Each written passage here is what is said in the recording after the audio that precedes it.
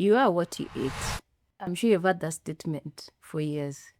The wellness industry is worth billions of dollars.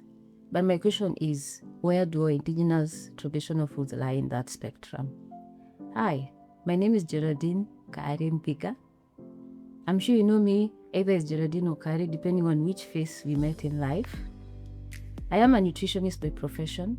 My career I started in Embu. Back then it was called Embu Provincial General Hospital. Today it is Embu Referral Hospital. So I started as a clinical nutritionist. I worked for 2 years. Then I was promoted to a higher position. Back then, before devolution, we had the provinces, so I was a provincial nutrition officer, manning over 42 districts back then.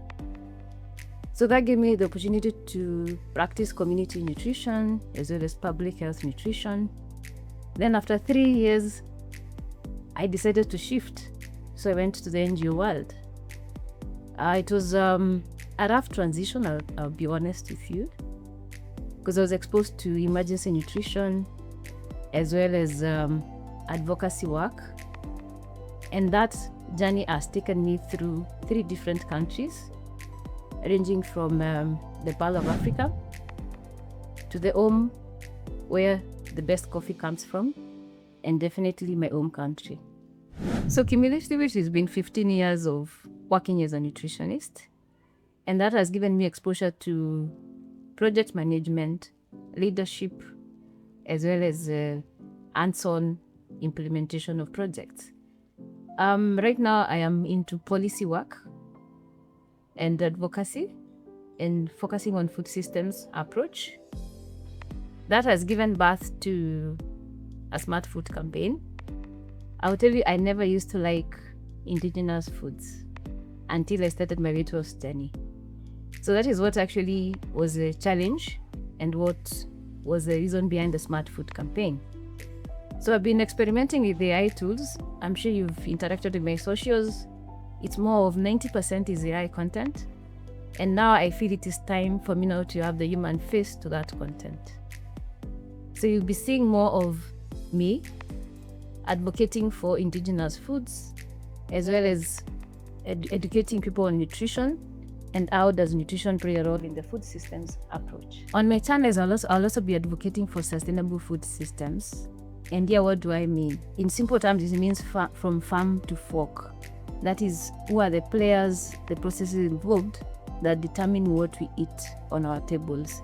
So I'll be using science-based evidence to support that, as well as support our food culture and our food environment, because I'm sure there's what we grew up knowing is the right thing. But now when you bring in science, you're able now to live a healthy life. Allow me to go back to my weight loss journey. It actually took the intervention of a doctor to refer me to a nutritionist. And that was my turning point. I remember being cancelled on nutrition and also was given the measuring cups.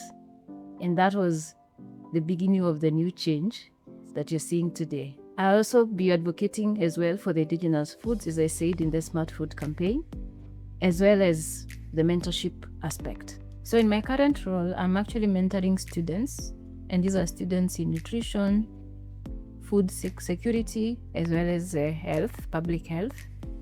And it's a journey that I actually love because you get to experience the students' perspective on what they think about nutrition, how they envision their careers after college. I also get the opportunity to translate policy into actionable actions that you and I understand. I welcome you to this new chapter. And I'd also love to hear the topics that you'd want us to talk about, the guests you'd want us to invite. It's a journey that I'm looking forward to, and I welcome you again to this journey. And see you in the next episode.